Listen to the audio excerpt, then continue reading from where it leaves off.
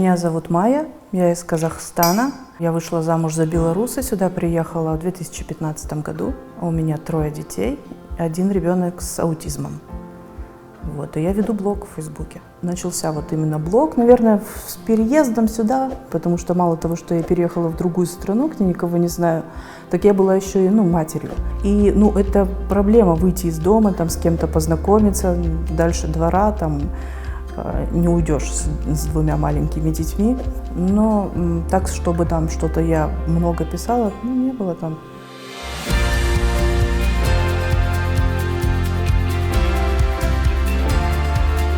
По-настоящему, наверное, это стало блогом, с каким-то большим количеством подписчиков с тех пор, как я начала рассказывать о своей дочери. Однажды мы с ней попали в реабилитационный центр на Нарочи. Хорошее место. Единственный там был такой значительный минус. Детская комната, комната развлечений. В ней было мало игрушек. И я написала в своем фейсбуке, в котором толком до этого, о себе ничего не писала, что мы в реабилитационном центре для детей с инвалидностью ментальной. И вы же понимаете, что несмотря на ментальную инвалидность, это такие же дети, которым нужны игрушки. И неожиданно много было репостов этого сообщения, 1007 репостов. Игрушек пришло столько в реабилитационный центр, что заведующая смеялась, что они сложили на годы вперед эти запас игрушек, что их еще теперь надолго хватит. И большое количество удивления от моих старых знакомых о том, что у меня ребенок с инвалидностью. Мне тогда, я подумала, а почему я скрываю действительно? Я написала про свою дочь, сфотографировала ее, она у меня очень красивая, фотогеничная, забавная. Я начала рассказывать о ней, какая она, где у нас какие проблемы, как с этим жить. Тогда же увеличилось значительное количество подписчиков, и они со временем начали расти. Сегодня в мире живет почти 8 миллиардов человек. Больше половины из них, 4,2 миллиарда, пользуются социальными сетями.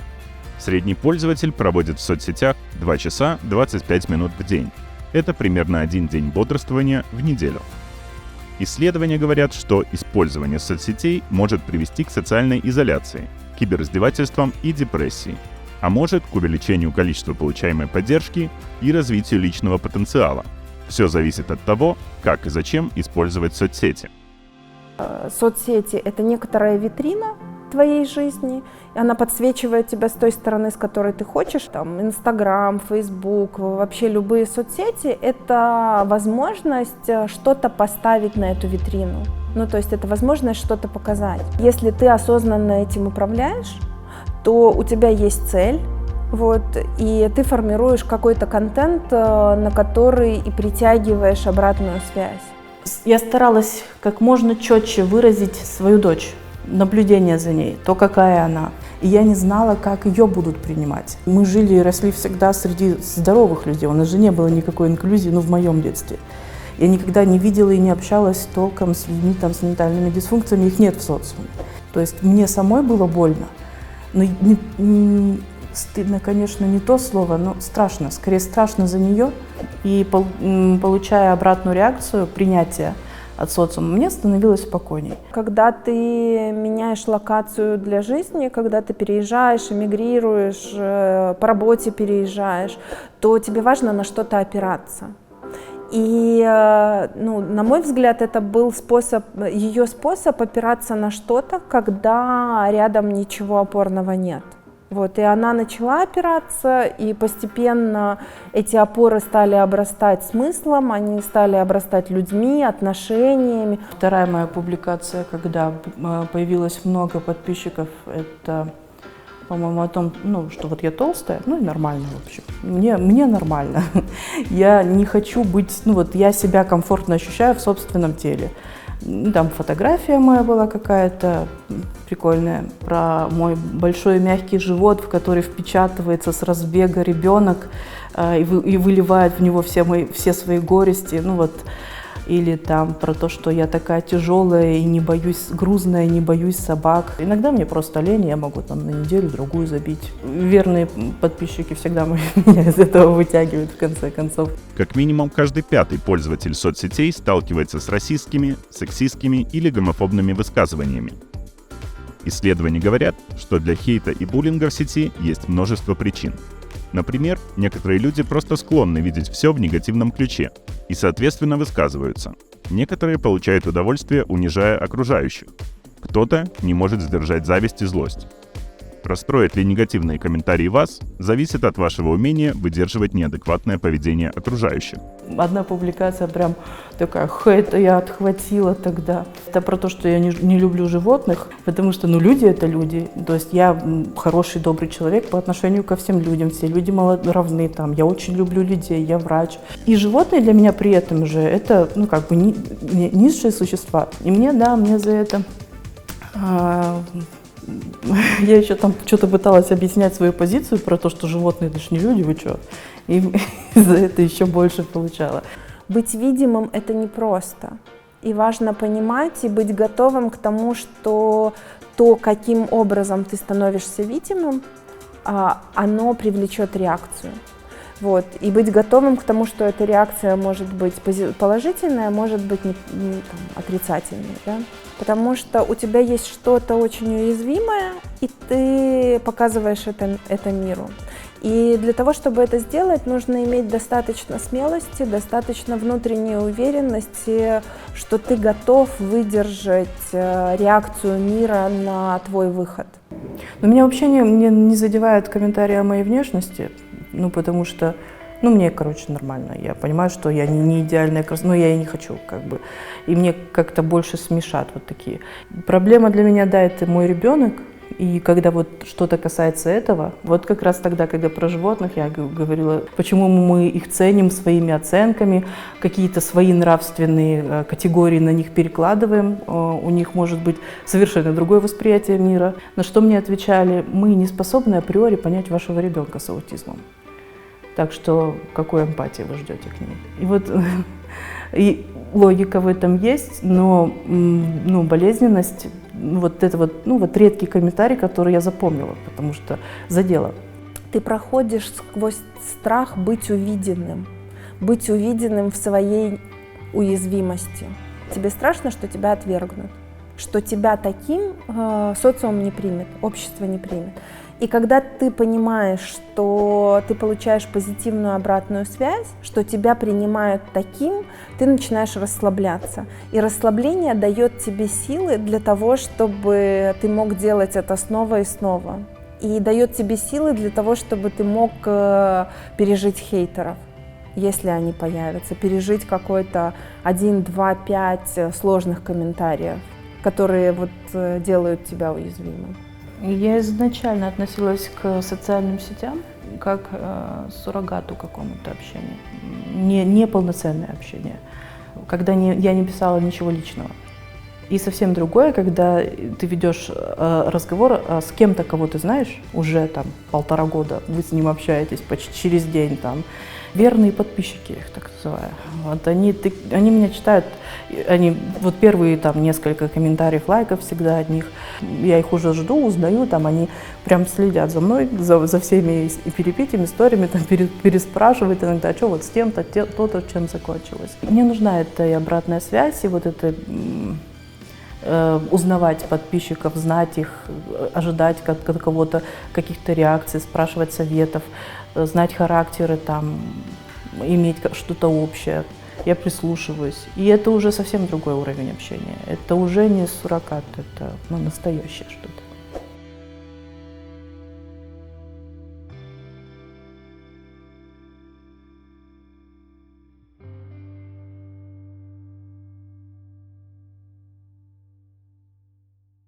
Меня зовут Алексей Стрельников, я тэатральны крытык. Я пералічыў, рыхтуючыся да нашай размовы, все, што можна называць сацыяльнымі сеткамі і дзе я лагініўся, і ў меня атрымалася нават больш дзесятка розных сацыяльных сетак.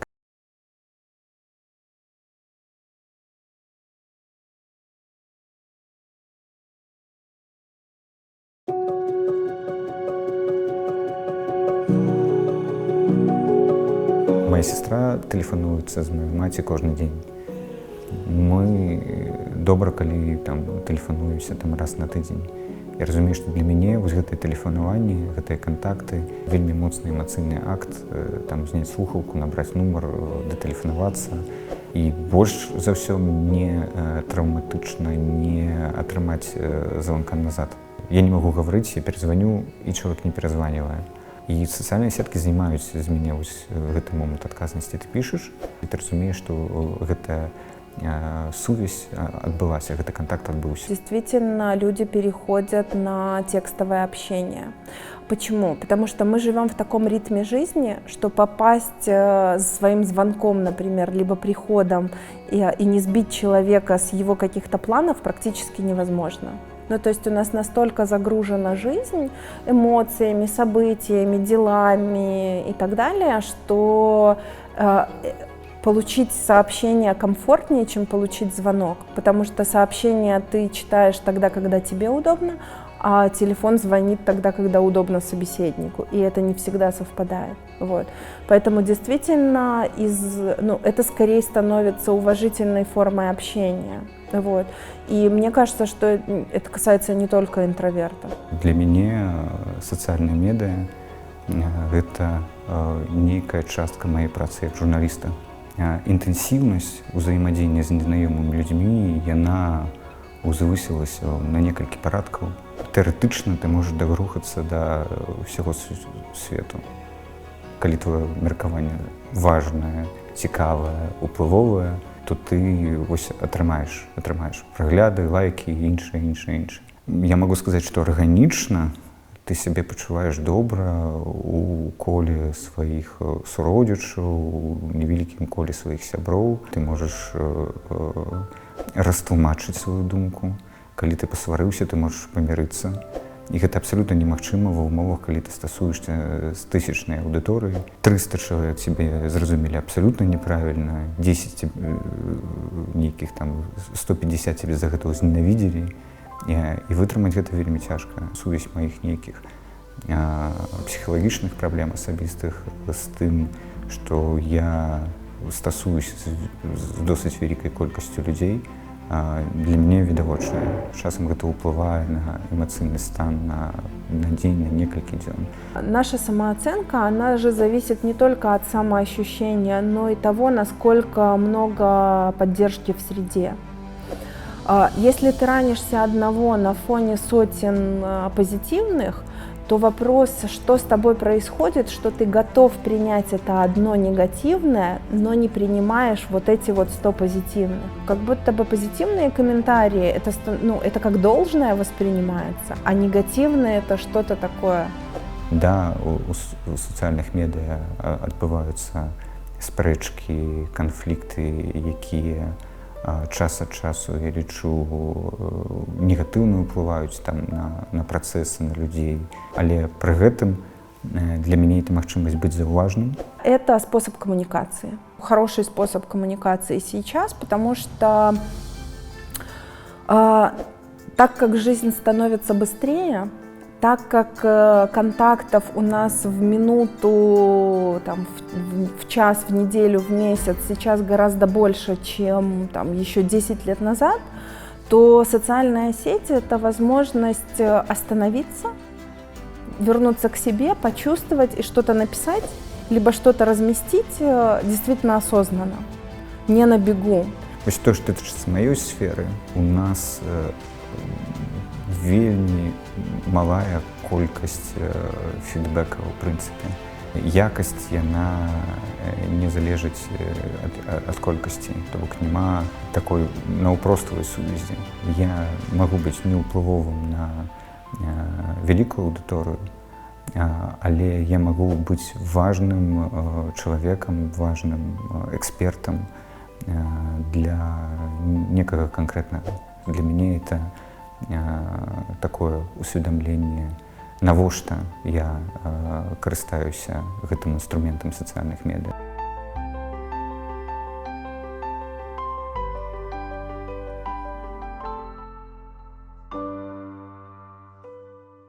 Меня зовут Оксана Зарецкая, я тренер по бизнес-коммуникации и этикету, блогер, основательница школы этикета и культуры.